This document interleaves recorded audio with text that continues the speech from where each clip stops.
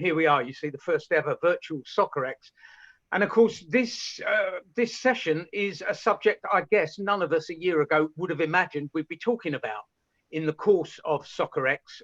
Great expertise on hand to kind of explain how this whole process is very much a COVID situation. 8 months ago, 7-8 months ago, things started to fall apart in terms of sporting calendars with the rise of the pandemic. And we're going to find out a bit about what that has meant in terms of players maintaining fitness across different time zones, in different regions, in different protocols. It's been very, very complicated, and it remains different wherever you are, from country to country, and indeed, in the case of the United States, from state to state. So I'm just thinking, Ellie, perhaps we could start just by a very brief kind of reminder of how the pandemic hit high performance sport in the United States. You know, what happened and how quickly did it all happen? Yeah, sure. I mean, when it first kind of started to emerge that this was going to be a big thing, we were actually coming out of our She Believes Cup.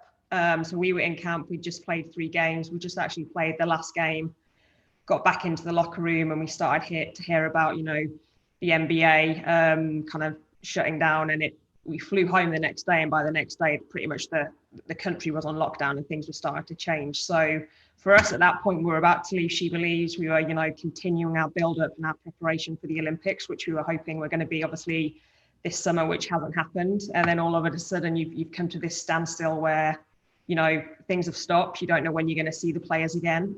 You don't know if the Olympics are going to happen, and you really don't know what your calendar is going to look like. And that's really challenging for, you know, elite sport, especially because you're so used to knowing your calendar, knowing what you're preparing for, knowing your games, knowing where things are going to fall in the year. And so to not have that has obviously been the most challenging part of it.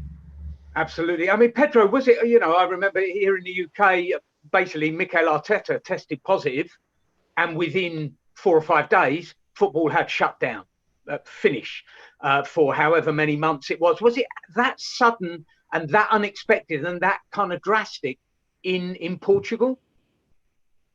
Hi, Tom. So in Portugal, actually, I think the Portuguese league was maybe the first big organization in Portugal to shut down.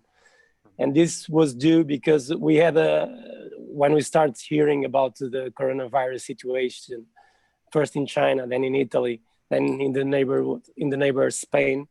And we had a meeting all together, all the team doctors from all the first and second division in the Portuguese football. We had a meeting, and in that time we decided that we need to give also a strong message to our country. And so we decided even before the government to stop our league, to stop our trainings, and stop, of course, the matches. But it was something that we came together, all the team doctors in a meeting. Yeah. And then, so what did you, at that point then, it leads on to the next question really. At that point then, did you decide, okay, we're just going to send the players away on holiday, everybody can go on holiday and we'll work out what to do? Or did you have to instantly kind of come up with a series of protocols, just thinking, well, we don't know when competitive sport's going to start again, but we need to make sure that our players are ready as and when it does? What did you do? Yeah, there were so many doubts. No, this is something without any precedent. No, it's something that never of us have lived before. So many ideas had to come up really fast. But I totally remember that one of the things that we start discussing here in Sporting Lisbon was our concerns also regarding the mental health of the players, because we knew that they will face a long period of isolation. We knew also, because we were speaking with them and we understood their doubts, their fears. There was a lot of anxiety that we felt from them. And of course, it's a really stressful situation to be, of course, in isolation in a period that nobody really knows, and there are so many doubts. And we knew in that time that we had to focus our strengths on the mental health and on the physical health of the player. And so for the mental health, we thought that the most important was to try to give them as much as information as possible. We did this individually because each player it's a person, and the way you approach sometimes a little bit different. And then we had the problem of the fitness. Of course, all the coaches, they were asking what will happen to the players, what will happen to their fitness levels. And from that point of view, we knew that it would be very difficult not to lose the football specific fitness, because they were in apartments or in house. They could do some work, but we knew exactly that after 1 month of an isolation, they would lose most of their football specific fitness. And for that reason also, we very early we start drawing a document, and we claimed immediately that we would need like a pre-season to get back after this period of isolation. And I think this was something really, really important to get back with the safety of the players, of course. Well, I want to kind of get on to that, but just Ellie, I just wonder, obviously we're listening to Pedro and he's talking about, basically, the players at Sporting are employees of the club, and the club has a duty of care, and are in touch on a daily basis. Of course, as working with the US women's national team, after that She Believes Cup, you're sending players back to their clubs, aren't you? And back to different protocols in different states, even in some cases 1 or 2 different countries. How did you kind of manage to liaise and stay in touch with what was happening with your players, given that they weren't, as it were, your players on the premises and there to be dealt with? Yeah, so I think US soccer does work a little bit differently. So our national team players are actually employees of the federation. So we do have a lot of oversight in terms of what they do and what they're exposed to. So after the She Believes Cup, they were due to actually return to their clubs for pre-season. So most of them were going to have, a few days turnaround just to reset, and then they were going to return to their clubs. Obviously, that didn't actually happen in the end. So, I mean, we're quite fortunate in the respect that we are used to, managing our players remotely, even in a normal year, like from the end of the season, which is October, they'll be on their own, not in a club environment till the following March. So they do go big blocks where they're actually not in a daily training environment with their clubs. So in that respect, we have, quite a good drill library, quite a good kind of database of sessions and things that we do actually get them to do on their own. Because the reality is, for periods, there are weeks, months, sometimes they can be just either on their own or in small groups and not actually in a full team training. So we were relatively well set up for that, which did obviously help. But when kind of a return to competitive sport began to be talked about and thought about, because for a long while, none of us knew what was going to happen and when it was going to happen. But once things kind of started to become clear, I guess, did you already have all the analysis that you needed to plan for that return? Or did you suddenly find yourself in a situation where you had to say, okay, well, I've got to work out where the players are, and then I can work out what we need to do to get them game ready, to get them ready for a return to competition?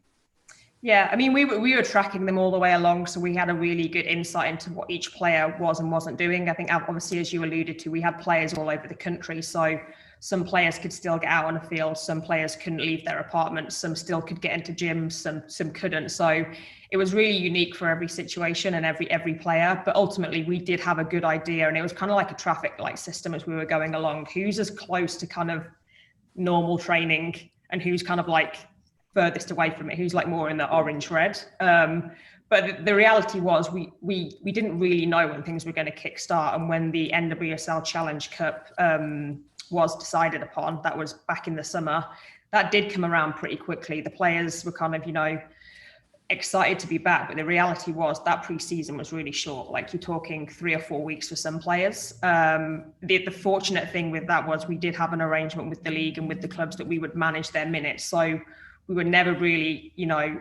gonna overly accelerate the players and risk them to get ready for full game minutes. If we didn't need, if we could get them there, then great. But obviously, we did have that buffer to what's realistic, what have they done, what haven't they done, and obviously what is the best thing for the player going into that tournament to keep them healthy and safe. How did you manage it in Lisbon, Pedro? And were there things that you kind of learnt getting back to initial competition, league competition, European competition? Yeah. Were there lessons that you learnt from that process that you've now almost made part of the process going forward because things remain so uncertain? No, we struggle with some things because our isolation here in Portugal was quite tough, and even the Portuguese authority, they would allow the people to go out for very short periods, like say half an hour to do some workout. The players here in Portugal, they are famous. No, they cannot go just on the streets and run, because for sure some people would come and try to even get close to them, coronavirus period. So we couldn't tell the players to go outside to make some running, some exercise. So we had to build in some gyms in each of their apartments, with weights, with treadmills, with bicycles. So there's a lot of logistics involved in this. But even though, and we know this, it's different for you to experiment, let's say, your maximum speed in the grass with your football shoes. There's a lot, it's specifics, it's different. So we knew that once we were starting again with the players after the isolation period, that we had to go in a really well managed way of preseason. And we were lucky that we discussed with the Portuguese league, and then we had 4 weeks, almost 5 weeks, to prepare our players. Meanwhile, this was good as well because it allowed to follow strictly the COVID-19 protocol testing protocol. So the players, they start training and be tested, training alone first, and then with small groups until we reach with the full team. So I think meanwhile we were at home, we had time to meet. There was a lot of Zoom meetings, and we had time to prepare, because one of the major concerns we had, of course, we were worried with coronavirus, but when we start knowing more and more things about the coronavirus, and we understood that for healthy young people, it wouldn't be such a big drama, but we were really, really, really worried with the possibility of the players, if we rush them back, for them to have, let's say, ACL injury that would take them 6 months of the competition and would maybe get them some impairment for their future. So we were really worried with this from the first day, and I think we were successful then in our way back. Yeah, I mean, I'm assuming though, and Ellie, I'd like to bring you in on this if I may. It's just that part of that kind of that pre-season, that pre-season design, as it were, surely had to be built in was the fact that because of COVID, the season that was being prepared for was by definition going to be very compressed, that the people were going to be playing more football than they usually did from week to week. Yeah. We're into a schedule now. Tottenham, if their game hadn't been called off because of COVID last night at Leyton Orient, would have been playing 4 games in 8 days. Yep. That, just a crazy, crazy schedule. The kind of thing that maybe happens for a week or two towards the end of a season usually is the kind of new normal. And is it the same for players in the women's national team in the States, Ellie? Yeah, sure. I mean, like our national team players are used to playing, number of fixtures in a short period of time, whether it's the Olympics, whether it's, Olympic qualifying, whether it's the World Cup, like that's tournament style football. So they are used to that. But I mean, the reality of that is like, that comes off the back of like, year, 2 year, 3 year prep in advance. Like the work we were doing in January, was to really get them ready to play that high game load if the Olympics had happened in the summer. So yeah, for sure. I mean, it was thick and fast when the NWSL Challenge Cup schedule was released. It was very condensed. It was quick turnaround between games. And as Pedro alluded to, like there's always a risk when that happens, just because, like physiologically players can't recover that quickly. They're not, they haven't got the chronic load behind them to prepare for the game demands.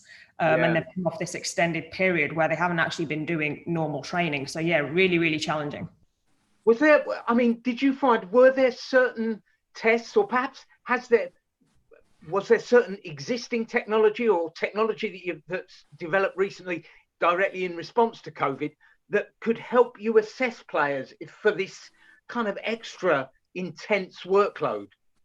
Yeah, I mean, the main kind of technology that we were using to kind of track the players was the GPS technology. So they have the ability we have the ability to track them remotely, whether they're on their own, and when they're in their clubs. Like, we see their training loads daily. So as soon as it's uploaded to the API system, we see that data instantaneously.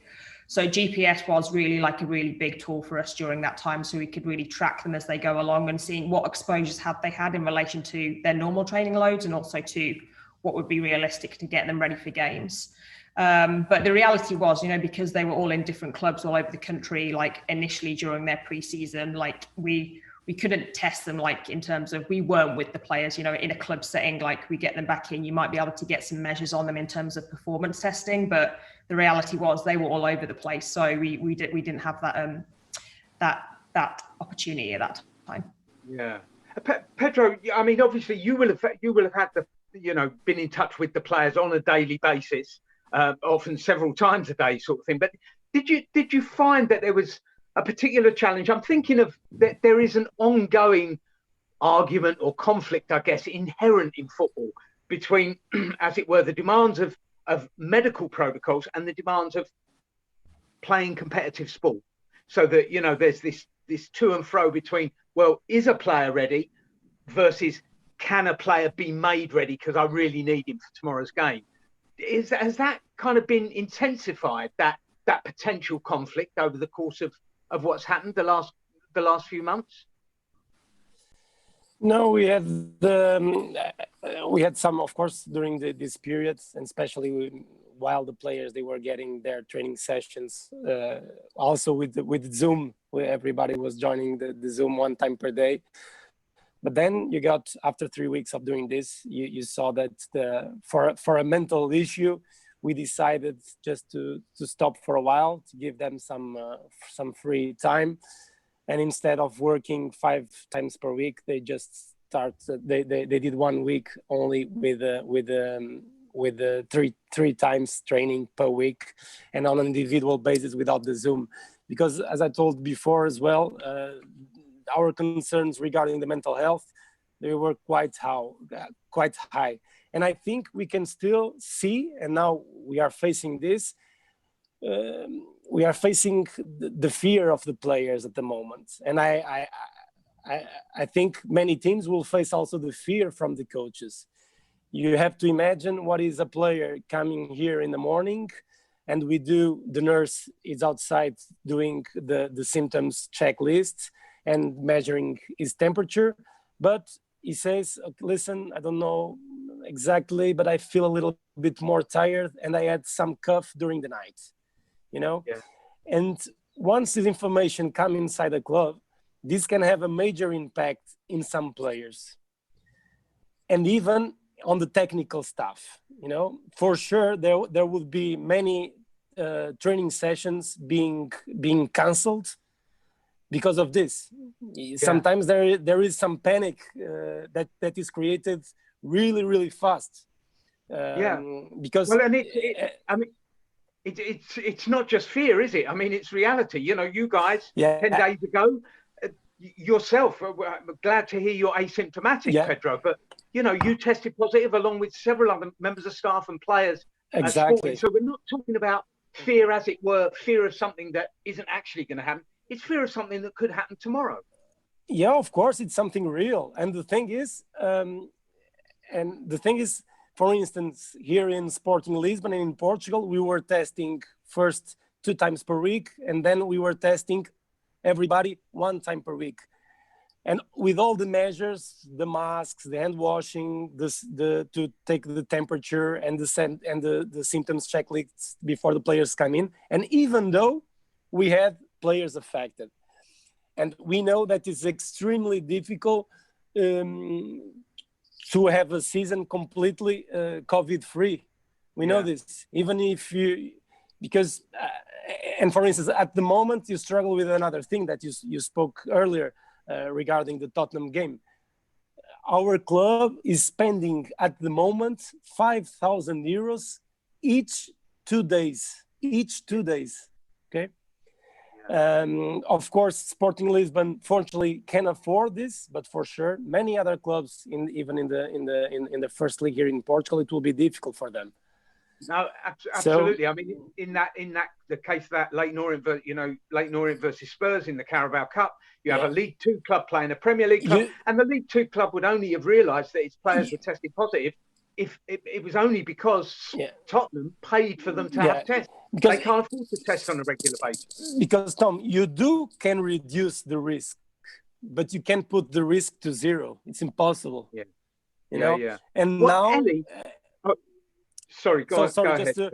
And now that, fortunately, our children are getting back to school, imagine for you what is to ask social distance to your 3 or 4 years old children. It's impossible. Yeah. So it will be it will be a very, very hard task this time. Yeah. I mean, Ellie, you must be facing the same challenges. I mean, just out of interest, Jill Espiritu, thanks for your question, Jill. We've kind of touched on the new technology which you're asking about with elite players, and really it's kind of perhaps using old technology like GPS or relatively old technology in new ways. But I just wonder, Ellie, with kind of it seems to me so important that the whole kind of testing regimen is so important as we go forward into a period which none of us can kind of predict what's going to happen. Just how important it is for a regular testing protocol from your point of view, and whether there's any semblance across the states of being able to test players on a daily basis, and what technology, what tests are you using, and are you happy with that you're getting as much information as you need to be able to do your job? Yeah, I mean, at the moment we're gearing up to go into camp in October, and that's off the back of months of planning in terms of what camps are going to look like going forward, how players are going to be taken care of, how are they going to be tested, when are they going to be tested, what types of testing are they going to go through, how are we going to get that information, how quick we get that information. But really, we need all that information to plan the kind of knock-on effects of the whole camp schedule, because it's a very different world now, and things aren't necessarily the same for the player. They are coming from different environments, so obviously there's different state guidelines, but also what the women's professional league here do and how they test might be very different to how US soccer are testing. But ultimately, we hope that what we're doing to get ready for October is robust, and is going to obviously be, as Pedro alluded to, try and minimize that risk. I don't think we could obviously zero it, but with the intention of putting the best plans in place and really thinking about every kind of question. I mean, we're trying to do a FAQ question of what could possibly ask, what could possibly come up. So we are prepared for all those scenarios, because it's obviously very new.